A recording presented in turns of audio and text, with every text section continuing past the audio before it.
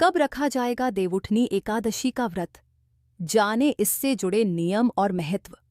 और अंत में दोस्तों, इस व्रत का कथा सुनना ना भूले।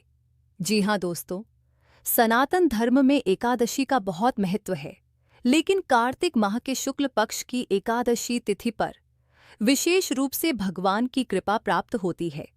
धार्मिक मान्यता है कि इस एकादशी पर भगवान विष्णु 4 महीने की योग निद्रा से जागते हैं, जिसे देवोत्थानी एकादशी भी कहा जाता है। इस दिन से शुभ और मांगलिक कार्य शुरू होते हैं। इस शुभ तिथि पर साधक व्रत करते हैं और विधिपूर्वक भगवान विष्णु और माता लक्ष्मी की पूजा अर्चना करते हैं। साथ ही विशेष चीजों का दान करते हैं।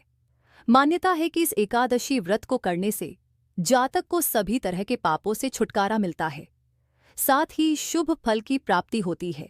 लेकिन इस साल यानी 2024 में देवउठनी एकादशी व्रत की तारीख को लेकर संशय बना हुआ है कि आखिर किस तारीख पर एकादशी का व्रत रखा जाएगा। तो चलिए संशय को दूर करते हैं और जानते हैं कि 2024 में देवउठनी एकादशी का व्रत कब रखा जाएगा।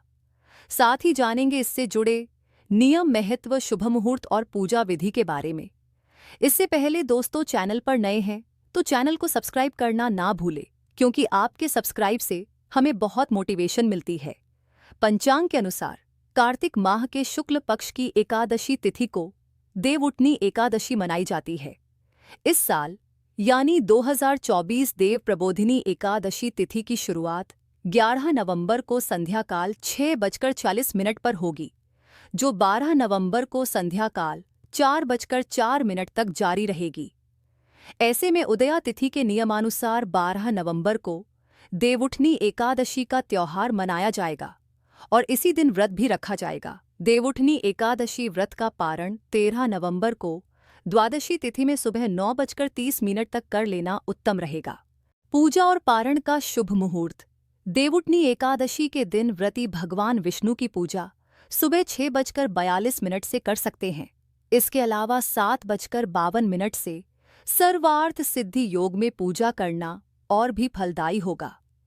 देवउठनी एकादशी पर ब्रह्म मुहूर्त प्रातःकाल 4:56 से 5:45 तक है। वहीं शुभ मुहूर्त या अभिजीत मुहूर्त सुबह 11:44 से दोपहर 12:27 तक है। वहीं व्रत का पारण सुबह 6:42 से सुबह 8:51 तक करना शुभ रहेगा। व्रत की पूजा विधि। देवउठनी एकादशी के दिन ब्रह्म मुहूर्त में उठकर स्नान करके साफ कपड़े पहने। इसके बाद पूजा घर को गंगा जल से छीड़कर पवित्र कर लें। इसके बाद भगवान विष्णु का ध्यान करते हुए व्रत करने का संकल्प लें। इस दिन घर की ठीक से सफाई करें और आंगन में या फिर पूजा घर के बाहर भगवान के चरणों की आकृति बना लें। घर में ओखली पर गेरू से भगवान विष्णु का चित्र बना लें। इस चित्र पर मिठाई, फल, गन्ना और आंवला अर्पित करें और भगवान विष्णु की पूजा करें। आरती करके पूजा संपन्न करें और प्रसाद को वितरित करें। व्रत के दिन केवल फल और जल ग्रहण करें।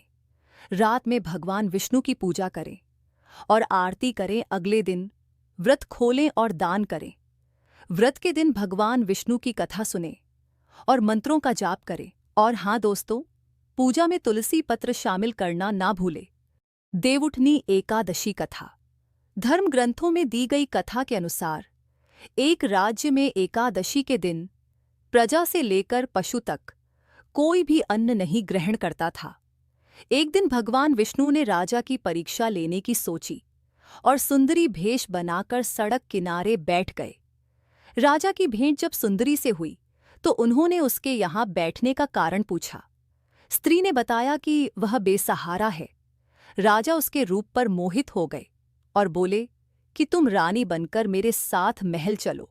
सुंदर स्त्री ने राजा के सामने शर्त रखी कि ये प्रस्ताव तभी स्वीकार करेगी जब उसे पूरे राज्य का अधिकार दिया जाएगा और वह जो बनाए राजा को खाना होगा। राजा ने शर्त मान ली। अगले दिन एकादशी पर सुंदरी ने बाजारों में बाकी दिनों की तरह अन्न बेचने का आदेश दिया। मांसाहार बनाकर राजा को खाने पर मजबूर करने लगी। राजा ने कहा कि आज एकादशी के व्रत में तो मैं सिर्फ फलाहार ग्रहण करता हूँ।